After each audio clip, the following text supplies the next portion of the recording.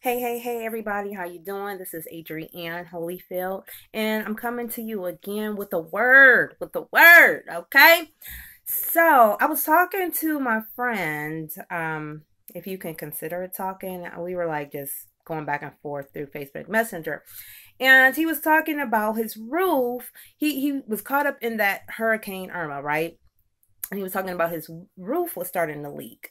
And I saw a video where somebody's roof, forget leaking, somebody's roof got ripped up off of the building, flipped completely upside down onto the house next to it. And it was like, whoa.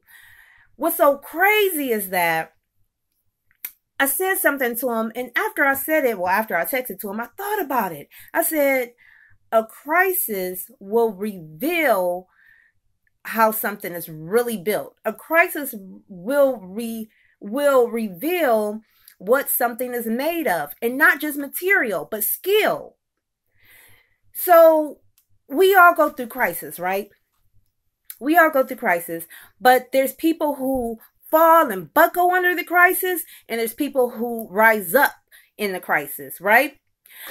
Think about the depression and the recession. There's people who depend on, and there's people who are depended on. There's people who want for, and there's people who want for nothing. So what are you doing now to prepare yourself mentally, emotionally, physically for a crisis? You may not even be able to prepare yourself financially because the crisis may be a financial crisis. But what if it's not? Can you prepare yourself financially? Can you give up something? I'm talking about sacrifice. What can you sacrifice to prepare yourself? Because hard times, they come and they go. That's all about a life. There's ups and there's downs. There's ups and downs. But I can tell you one thing. Most of the time, there's a warning. Most of the time, there's a warning.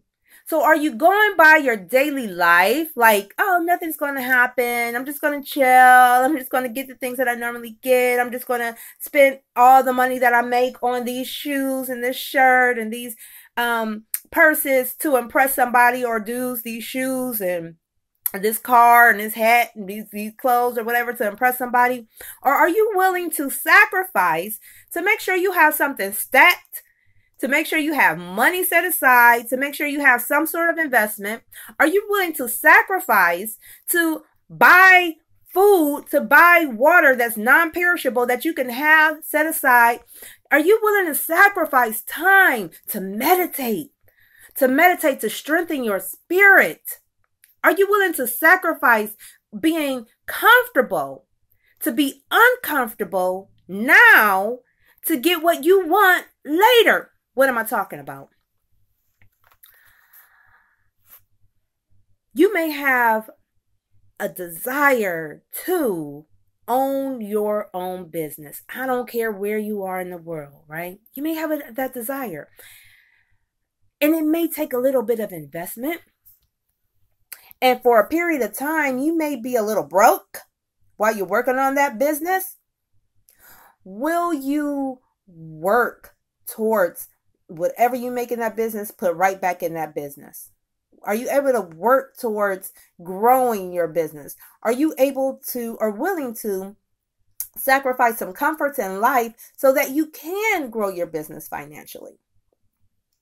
What if it's not a matter of finances? It may be a matter of you being uncomfortable now and getting out of your comfort zone to go approach people and talk to people to let them know what it is that you offer.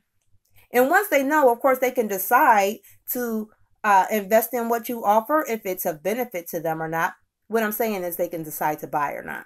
But you have to be willing to be uncomfortable for a second, right? To make those sales.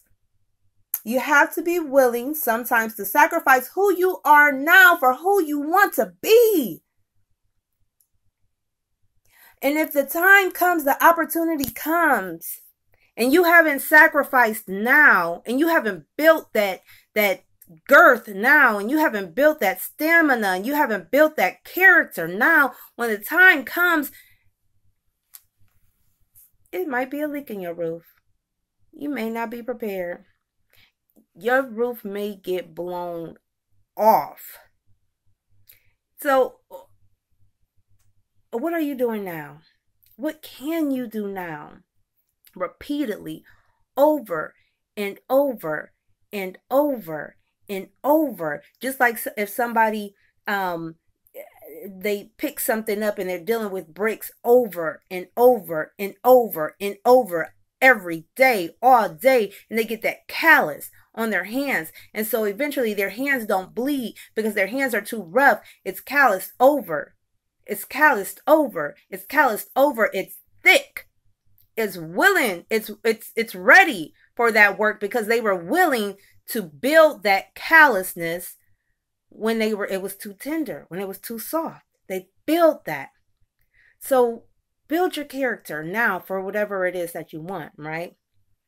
And the funny thing is that Jesus said that he who is faithful in least is faithful in much. So there's one thing that may seem totally opposite of another thing, but if you prove that you know how to handle yourself with that little thing, then you best believe you'll be more prepared for that big thing, right?